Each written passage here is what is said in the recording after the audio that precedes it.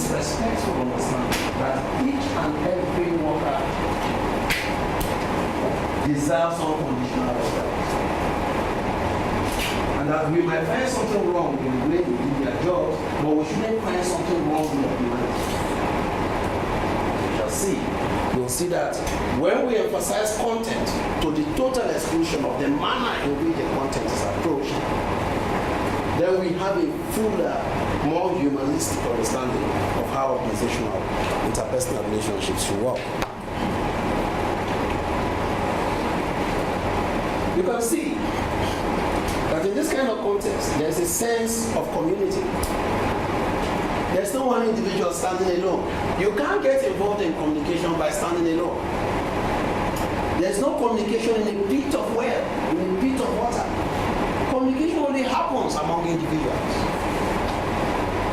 So this is the sense of shared community, that sense of fellow feeling, the sense of togetherness that is essential to the workplace. If you approach your relationship with others wrongly, you will see that this group gathering will begin to diminish as people retreat to their personal goals. And that will affect interpersonal relations and logically expected will affect teamwork and the kind of team spirit that is needed to drive up corporation and organizational effectiveness. There are at least 3 ways or styles in which we typically communicate. If you read any book on communication, they will give you all kinds of hybrids of styles of communication. I just want to typologize just 3 styles of how we typically communicate in organizations. The first one is aggressive communication. We could typify it with this kind of illustration, where the boss stands huge, and this is the subordinate. This is not a work relationship. Will it produce results? Yes, it will produce some results. But ultimately, this is not a useful interchange among people who are supposed to be working in an organization. I say this advisedly because sometimes, because of all kinds of reasons, we tend to release all kinds of mental stress in our relationships. And it comes out this way. Now, some of the features of aggressive communication is the use of intimidation. If you intimidate someone, or what sometimes industrial psychologists call the fear factor, fear motivation. You intimidate the person and make the person do what the person ought to voluntarily do. You intimidate the person. Will the person do it? Yes, most likely. The danger with this mode of communication, though, is that you have to be physically present to continue the intimidation. Psychologically, to take a toll, not only on the receiver, but on yourself. You must be physically present to continue this eternal chain of intimidation. And the day you fall ill and you can't come to work, they declare a second independence, apart from the one declared in 1960. You see that people lose their voluntary ability to respond to challenges.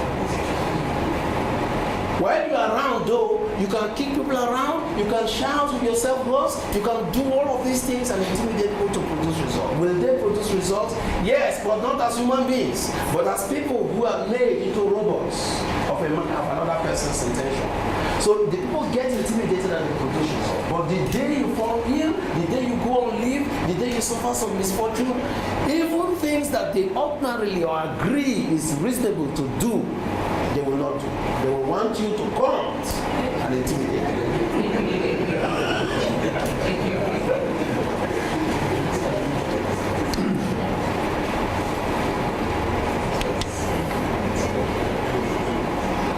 Needless to say that when you intimidate people, sometimes they will have no choice but to confront you. Sowing the seed of discouragement. Violation of the dignity of the other person. I'll just give you an example. If you use verbal abuse, get out, stupid, foolish, Will the person go out to the corner? Yes.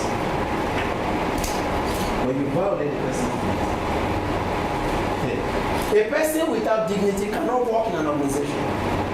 You see, most people think that the more you pay the person, the more the person's dignity gets inflated. No, no. If you're poor, money might be your immediate concern.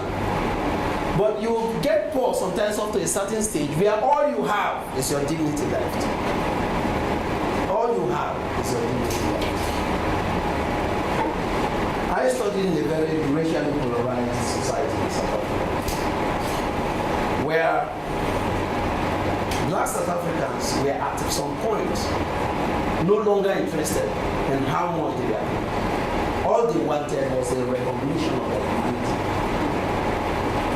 That was all they wanted. Just acknowledge that I'm not any more human than you are, but just as human as you are. So the amount of money you pay, the amount of cars you leave at my disposal, that doesn't humanize me.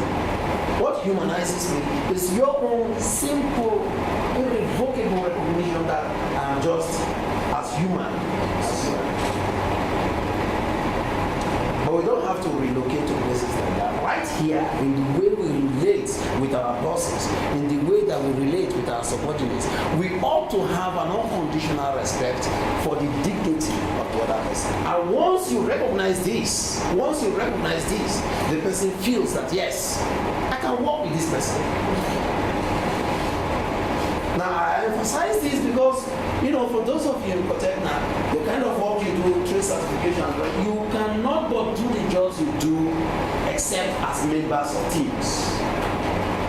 COTECNA is a multinational franchise present in over 100 countries. You can't do the kind of job you do without teamwork. And you can't have teamwork by intimidating people, by denying the dignity of the other person. A person who washes the toilet is as important as the person who takes decisions.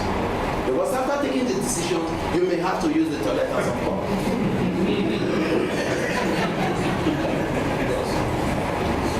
And in most cases, this recognition of the dignity of the other person comes in very simple ways, such as courtesy. Somebody serves you coffee, thank you. It's not something to be cashed at the bank. It's just simple courtesy. Acknowledging that, look, while I'm doing this and you are doing this and we are not socially at par, but we are doing mutually significant jobs.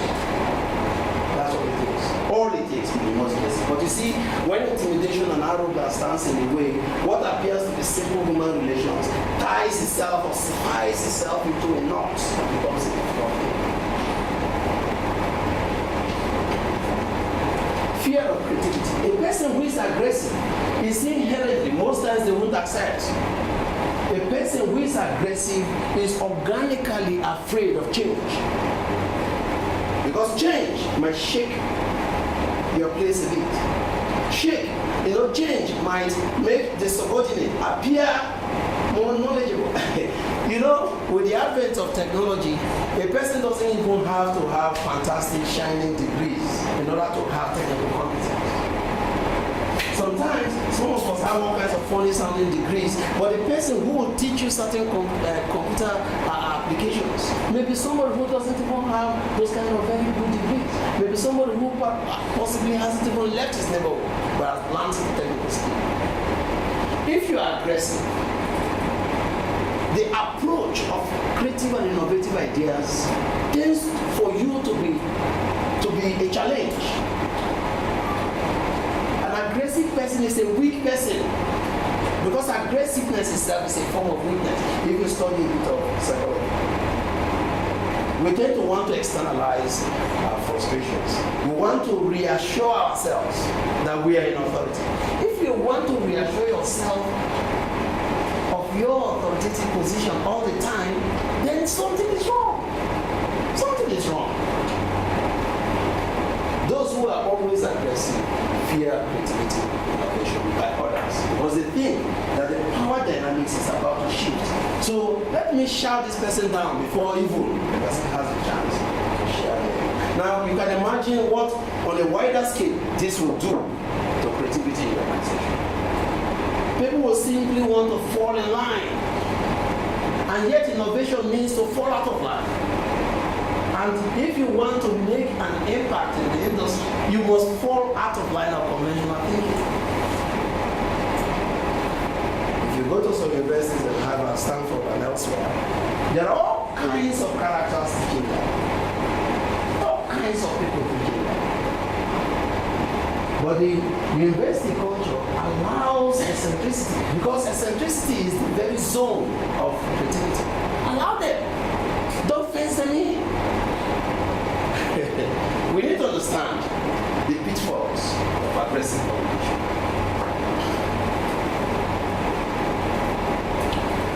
Once a person is aggressive, there is also a diminished self-esteem. Not only for the person who is intimidating the other person, but the person who potentially is the sufferer of this kind of action. If you are constantly intimidating someone, including kids, by the way, you end up destroying their self-esteem.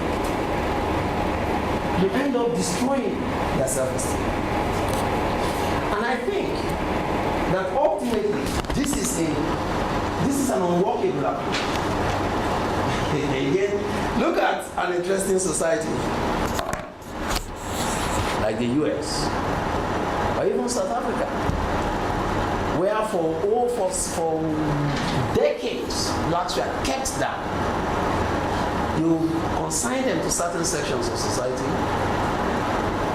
You fashion out what was called the Bantu education. Bantu, as a name, is not bad, but as a metaphor, it means inferior education.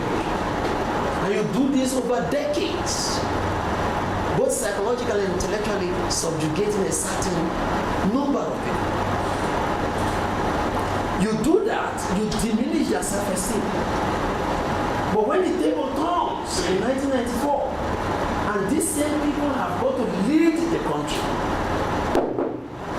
the quality of governance you get is the quality of education you gave centuries back, decades back.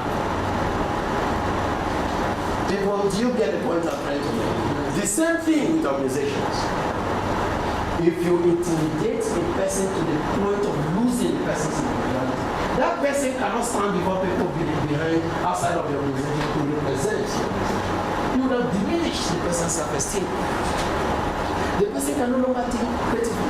You cannot assign the person to a duty outside of your sphere of influence, because the person feels alone. The person feels that, can I represent COTECNA in this capacity? Why? Because over the period of harsh and intimidating relationship, the person's self-esteem has diminished. And the person lacks the self-confidence. Self-confidence doesn't come in a moment of epiphany. It grows. There must be the self before there's a confidence. When you destroy the self, where will the confidence be? We need to have an enlightened self-interest in the way we relate, not only with people that we know, but even in the way that we relate to others. We need to make sure that we boost others. Because in boosting others, we are in fact boosting ourselves. When you invest in others, you invest in yourself in the long term.